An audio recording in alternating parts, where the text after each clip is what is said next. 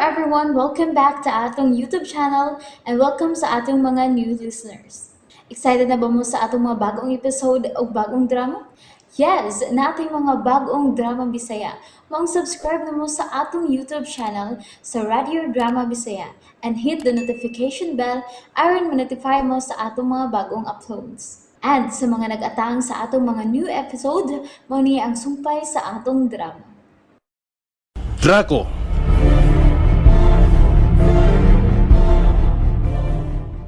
Manilantas balita, Daddy. Kung namatay ba ito? Namatay kyud ka to.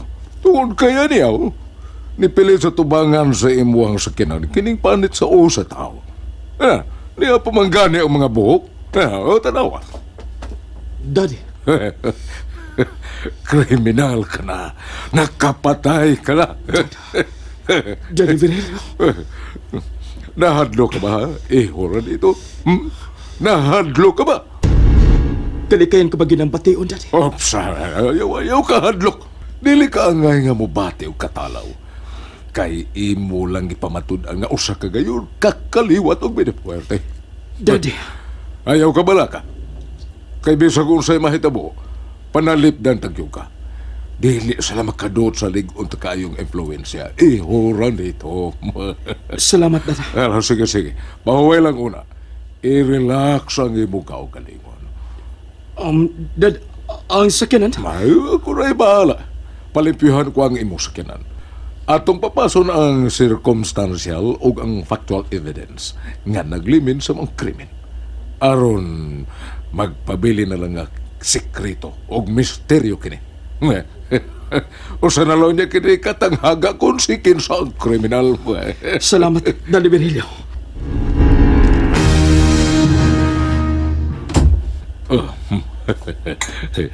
Nagkapatay na siyang tao. Nahibaw ko nga duwa-duwaan gyud siya sa iyang konsensya. Dadon gyud siya sa kahasol o kahadlok. Tungod kay lahi siya.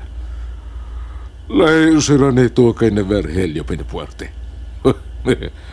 O sa ubang mga Pinipuertes nga nangamatay na. Hihura nito pabutang hustong higayon. Aron masayod ka sa kamatuoran. Kung unsa ka, o kung sikin sa ka sa imong pagka-Pinipuerte.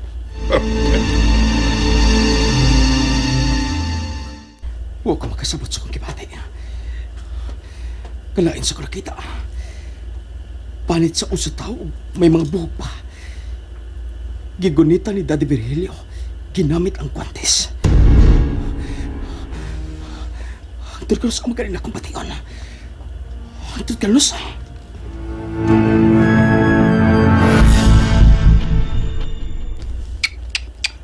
Ay, pastilan, Inday.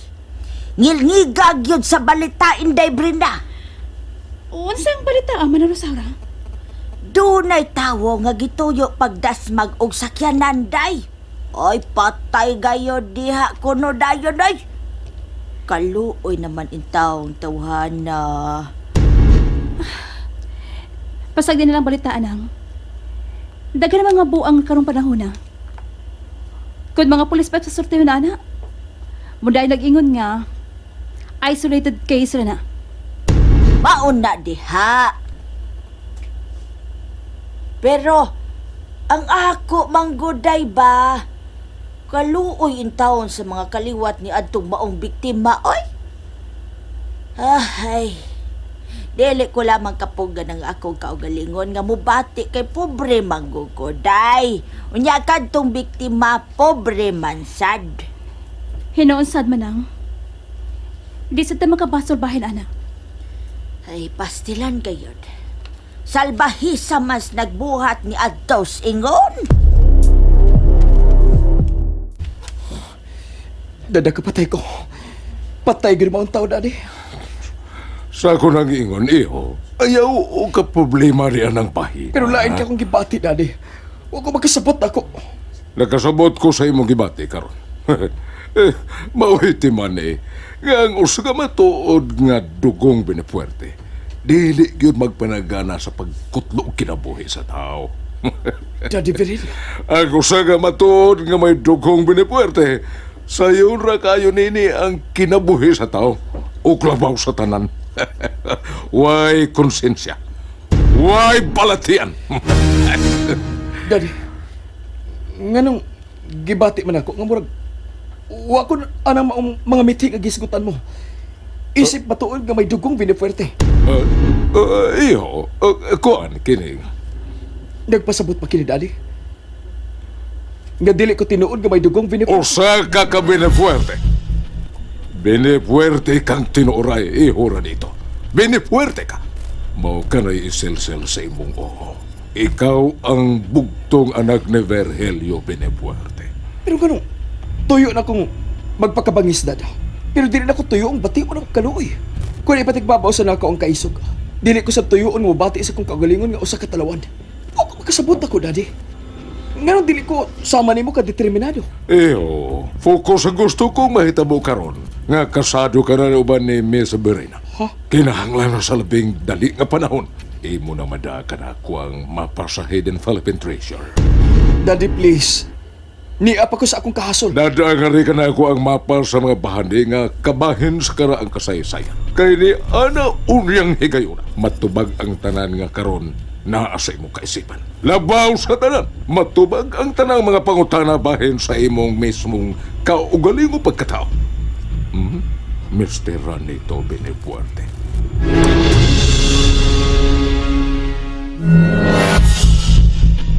Ako pa rin kamutan, Daddy. Nga madasay mong atubangan ang mangmapa. Buhata o pamatod Kani adto pa kita. Nga gipati kang wakay kaalyado ni Baya. Pirmi na lang iyang pagbuot may matuman. Pirmi na lang nga unsa gani gusto niya mahitabo akong buhaton. Ako na nang gibati. Nga dako og kalainan niya. Nga wa na ko ang matuod nga kinaiya sa mga kandiwat nga Benefuerte.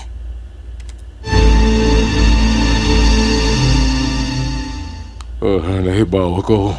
Dako ang iyang respeto ka na ako. Busa, buhaton yun niya. Maningkamot yun siya. Aron matuman ang gusto kong mahitabo.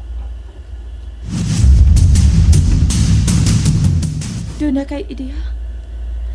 Kung unsay tuyo ni Father Bastiano, nga iya ka mang gipatawag. Wa.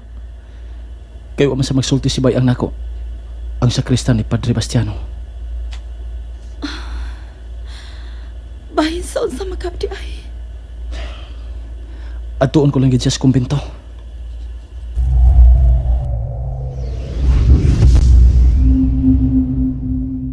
Nakaila ka tingali nining magbutang. Ang hapin ka na sa lawas ni Drako kanay. Gusto gidi ay ang ako mga katiguang na nabinlan niini. Napasapasan lang kini sa nagkalanlain namong henerasyon. Pero usaragyod ang gibuhi ang mga po.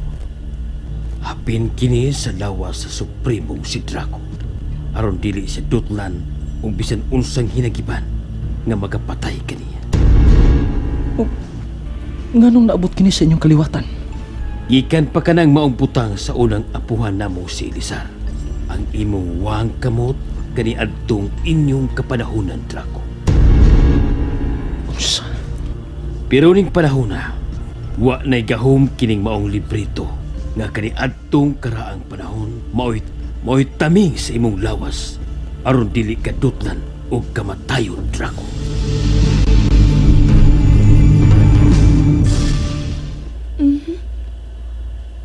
Mao pa di ay. O Judea. Pero ning panahon na, ordinaryo na lang kadto og dili kapuslan. Mao pa di ka to ang hinungdan. Kung nga nung namatay ka ni atong panahon na, bisan ugwa ka na untay kamatayon, isip mao si Drako, ang Supreme Master sa kultong Antikristo. Gusto ka. Nitong panahon na, si Samuel nahibaw kung unsaon ko sa pagpatay. Kung mao ka na, giplano na di ay tinghaliton niyang daan. Tinuod ka na. Og si Elisar, way nahimo aron panalipdan ang iyang supremo. Mipatigbabaw ni atong higayon na ang kabuutan ni Elisar ug ang kinaiyan niya nga mapaubsanon luyo siyang kapobre.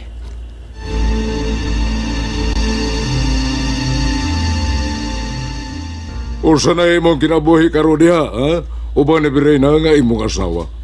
Nindot, Dad. Tungod pinangga ko niya. O gipaningkamutan ko usab. Nga mamahimong responsable nga bana. Ang gipabuhat ko kanimo. Bilampos ka na ba? Wa pa Daddy. Pero sige lang. Kay dili ko gustong mabulabog kang Brena. Nagdali ko. Gusto kong mahuman ang kining tanan. Dad, please. Hatagin akong igong panahon. Usao naman ang kung bation nimo ang pagkakontento uban sa kiliran ng Birena. Mutuman kapag haunyaw sa akong ipabuhat ka ni Mora nito. Ayaw ka bala ka, Daddy. Gitahod ko gihapon imong pagkaamahan. Maong buhaton ko ang unsay mong ipabuhat ako. Bisag unsay mahitabo. Dili ba? Nga nag-agap ka man sab, iho. Nga ato na mapanag-iya ang mahalong mga bahandi kani nga ila sa kultong sumayan. Basta kay paabot na lagi, Daddy. Dili mausik ang tanan mong kahago ug paningkamot. Okay. Kung ganalaw man, iho, ranito binipuante. Mao ba dilan? Ambot. Gimingaw tingalin ako. Bautong nanawag yun. Kay, wanag ko sa maong kompanya. Naman ko nimo. Nana ko nimo patrabaho sa imong firm. Kinahanglan mo suhito kas mga pasikot-sikot sa kong mga negosyo ran. Kay usa ka na biyas tagihan ni ini. Imo na sab ang tanang ako, Mr. Ranito Venezuela. And there you have it, everyone. Thank you for listening for today's episode. Stay tuned for our next episode. Bye bye.